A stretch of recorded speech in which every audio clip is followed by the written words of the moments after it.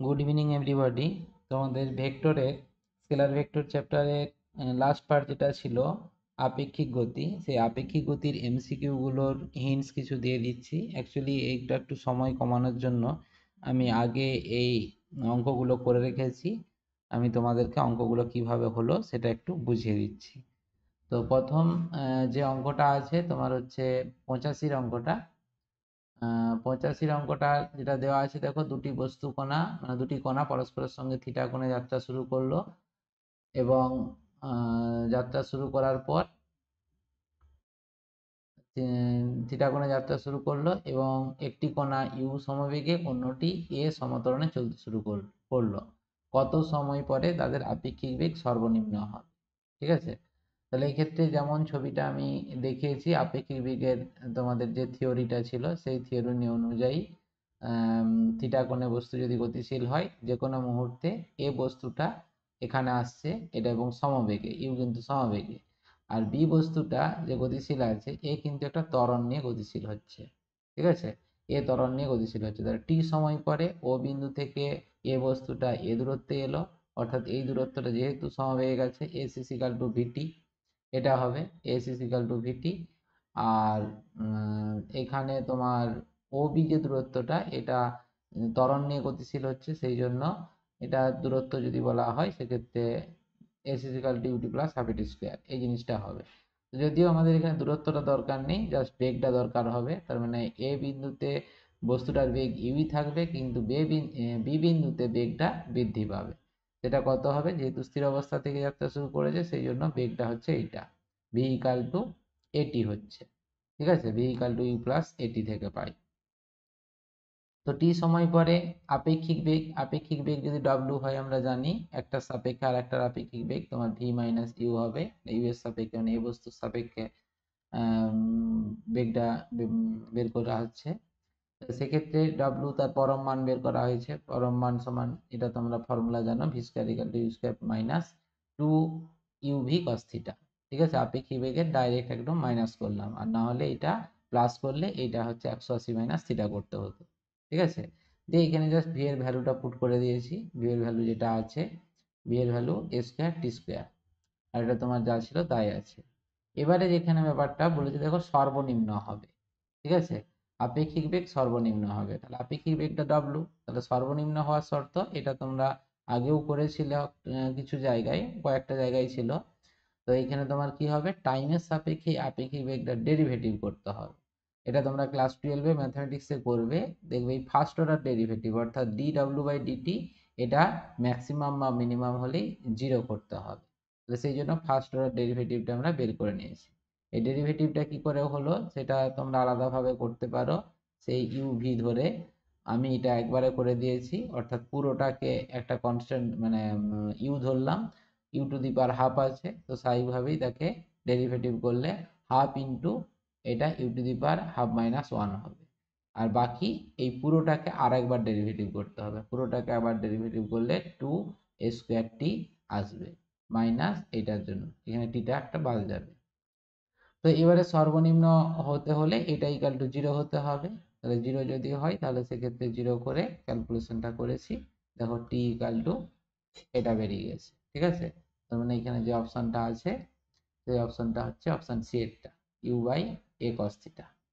ঠিক আছে, নেক্সট হচ্ছে তোমার 86টা যেটা দিয়েছে, যে একটি বস্তু কণা 5 মিটার/সেকেন্ড বেগে পূর্ব দিকে চলমান, যদি বেগ 10 সেকেন্ড সময়ের পরিবর্তিত হয়ে 5 মিটার/সেকেন্ড উত্তরমুখী হয়, তবে কণাটির সময়ের ব্যবধানে গড় ত্বরণ কত হবে? তাহলে এক্ষেত্রে এখানে বেগ, এটা আমি উত্তর দিক প্রথমে বলে দিয়েছে, পূর্ব দিকে চলমান, তাহলে এটা পূর্ব দিক আর এটা হচ্ছে উত্তর দিক। ঠিক আছে, 10 সেকেন্ড পরে উত্তর দিকে চলে গেছে, তাহলে বেগের পরিবর্তন আমরা কি জানি, বেগের পরিবর্তন হচ্ছে ভি মাইনাস ইউ। তাহলে ভি মাইনাস ইউ, তাহলে বেগের পরিবর্তনের তার পরম মান, এটা ভেক্টর ফর্মে, আর এটা পরম মানটা কত, ডাব্লিউ যদি হয় root over of v square plus u square হচ্ছে।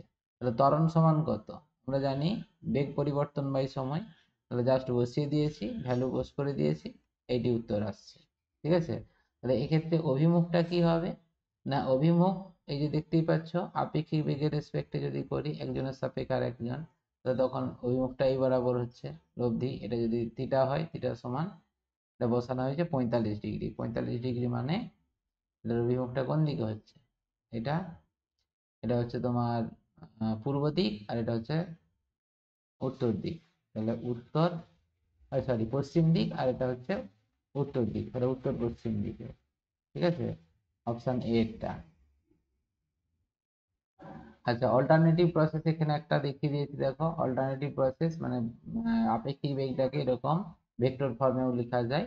তাহলে এটা যদি ইউ আর এটা যদি ভি হয়, তাহলে এখানে ও এ দ্বারা ইউ কে প্রকাশ করেছে, আর ও বি দ্বারা হচ্ছে ভি ভি কে, মানে I K R J K ধরে ভেক্টর ফর্মে প্রকাশ করে দিয়েছে। তাহলে ত্বরণ সমান কি, যেটা বললাম বেগ পরিবর্তন বাই সময়, জাস্ট বসিয়ে দেওয়া হয়েছে। এটা বসিয়ে দিলেই দেখো এটা তোমার মাইনাস আই ক্যাপ হচ্ছে। মাইনাস আই ক্যাপ মানে এই বরাবর হচ্ছে। ঠিক আছে, তাহলে এটা তুমি সেই ডিরেকশন কোসাইন সেটা ধরেও করতে পারো। ডিরেকশন কোসাইন মানেই হচ্ছে, ধরে নাও এক্স অক্ষের সঙ্গে যদি থিটা কোণ করে, এই কোণটা যদি ধরো তখন মাইনাস ধরতে হবে, আর যদি এই কোণটা ধরো তাহলে এটা প্লাস থিটা ধরবে। এটা তখন থিটা বলতে এটা বিটা হবে। বিটা সমান কস বিটা সমান ওয়াই বাই আর এর মড, ওয়াই বাই আর এর মড। তাহলে ওয়াইটা কত, এখানে 1, আর এর মড মানে হচ্ছে এখানে তোমার আর এর মড, মড ভ্যালু যেটা বেরোলো √2, 1/√2 হবে। ঠিক আছে, তার মানে 45 ডিগ্রি আসছে। তাহলে এই অল্টারনেটিভ প্রসেস এইটা ধরেও অঙ্কটা করতে পারো। নেক্সট 87টা যে অঙ্ক, এটা তোমার এই যে অনুভূমিক ক্লাসের যে কনসেপ্ট সেরকমই আছে। একটি বলকে এত মিটার উচ্চতা থেকে কোনো বাড়ির উপর থেকে অনুভূমিক দিকে এত বেগে ছোড়া হলো, মাটিতে পড়তে কত সময় নেবে? জাস্ট এটা যদি আপেক্ষিক বেগের অঙ্ক নয়, এটা সিম্পল ওই কনসেপ্টটাই থাকবে। যখন এই অনুভূমিক দিকে ছুড়ে দেওয়া হচ্ছে, তার উলম্বভাবে নিচের দিকে প্রাথমিক বেগটা শূন্য ধরতে হবে। তাহলে এই যে দূরত্বটা অতিক্রম করছে, এই অতিক্রম করতে কত সময় লাগবে? তাহলে h equal to u t plus half g t square, যেহেতু নিচের দিকে নামছে সেই জন্য জি পজিটিভ। এই ফর্মুলা বসিয়ে দিলেই তোমার টি ইকাল টু 2 সেকেন্ড চলে আসছে। ঠিক আছে, নেক্সট 88 যেটা, একটি পাহাড়ের চূড়া থেকে 2 সেকেন্ড ব্যবধানে দুটো বস্তু ফেলা হলে পতনকালে তাদের আপেক্ষিক বেগ এবং ত্বরণ কত হবে? তাহলে এইভাবে যখন ফেলে দিচ্ছ, একটা বস্তু ফেলে দিলে সে ধরে নাও যে কোনো সময় মানে তোমার এখানে পৌঁছে, এ বস্তুটা এখানে পৌঁছেছে, আর যখন এ বস্তুটা এখানে পৌঁছেছে তখন বি বস্তুটাকে জাস্ট ফেলা হচ্ছে, তাহলে বি বস্তুটার প্রাথমিক বেগ কত হচ্ছে? 0। আর এইখানে তখন এ বস্তুটা অলরেডি একটা বেগ লাভ করে নিয়েছে, সেই লাভটা বেগটা কত হবে? V equal to u plus g t, এই ফর্মুলা থেকে। তাহলে এটা দেখো টি এর ভ্যালু 2 সেকেন্ড বলে দিয়েছে, তার মানে 2g হচ্ছে। আর বি বস্তুটার তো প্রাথমিক বেগ 0, তাহলে একটার সাপেক্ষে আর একটার আপেক্ষিক বেগ কত হবে? ভি মাইনাস 0 সমান 2g। ঠিক আছে, এটা আপেক্ষিক বেগ। আর ত্বরণটা কি? ত্বরণ, আপেক্ষিক ত্বরণ এক্ষেত্রে 0 হবে, কারণ দুজনেই তো একই ত্বরণ নিয়ে পড়ছে, সেই জন্য আপেক্ষিক ত্বরণটা 0 হবে। ঠিক আছে, আচ্ছা এরপর 89 যেটা দেওয়া আছে, একটি জাহাজ পূর্ব দিকে এত বেগে যাচ্ছে ভি বেগ, আর উত্তর দিকে ভি, এটা ছোট ভি নয়, এটা বড় ভি হবে। কারেকশন করে নেবে একটু, বড় ভি মিটার পার সেকেন্ড বেগে চলমান। আরেকটি জাহাজের সাপেক্ষে প্রথম জাহাজটির আপেক্ষিক বেগ, মানে একটি জাহাজের সাপেক্ষে আরেকটি জাহাজের আপেক্ষিক বেগ। ঠিক আছে, একটা সাপেক্ষে আরেকটা, জাস্ট ফর্মুলা যেরকম বললাম, একজনের সাপেক্ষে আরেকজন হলে এটা ভি মাইনাস এটা বড় ভি হবে। ঠিক আছে, আচ্ছা ছোট ভি ধরেছিলাম না, ছোট ভি এটা ধরা হয়েছিল, তাহলে ছোট ভি এর ভ্যালুটা এখানে বড় ভি, ছোট ভি এর ভ্যালুটা বড় ভি। তাহলে এক্ষেত্রে মড ভ্যালুটা তোমার ভি তোমার হচ্ছে ভি √2 হবে। ঠিক আছে, এবারে অভিমুখটা কোন দিকে হবে? অভিমুখ দেখতেই পাচ্ছ ক্যালকুলেশন অনুযায়ী, একটা সাপেক্ষে এটা তখন নেগেটিভ করা হচ্ছে, তখন অভিমুখটা এইদিকে হচ্ছে। এই কোণটা যদি থিটা ধরা হয়, তাহলে এটা ছিল তোমার পূর্ব দিক, আর এটা দক্ষিণ দিক, এটা দক্ষিণ দিক। তাহলে দক্ষিণ দিকের সঙ্গে পূর্ব দিকে, সরি পূর্ব দিকের সঙ্গে দক্ষিণ দিকে থিটা ইকাল টু,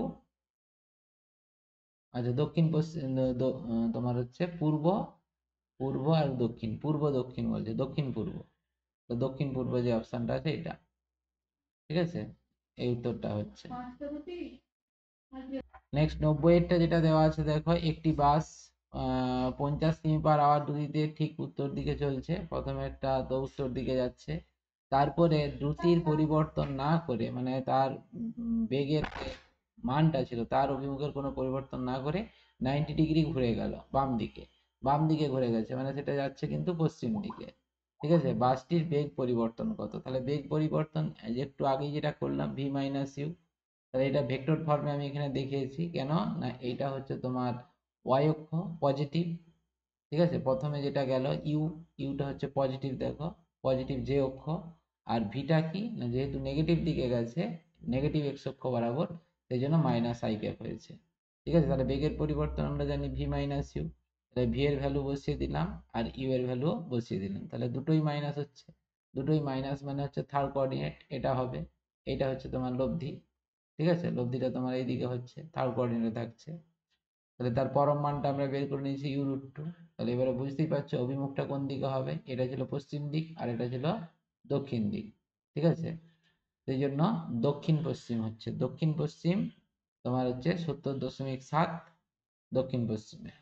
ঠিক আছে, এইভাবে এই অঙ্কটা হবে। তাহলে এই অঙ্কগুলো যেগুলো করলাম ভেক্টরের, এগুলো একটু প্র্যাকটিস করবে, আর যদি কোনো সমস্যা থাকে তাহলে আমাকে পরে জানাবে। Thank you.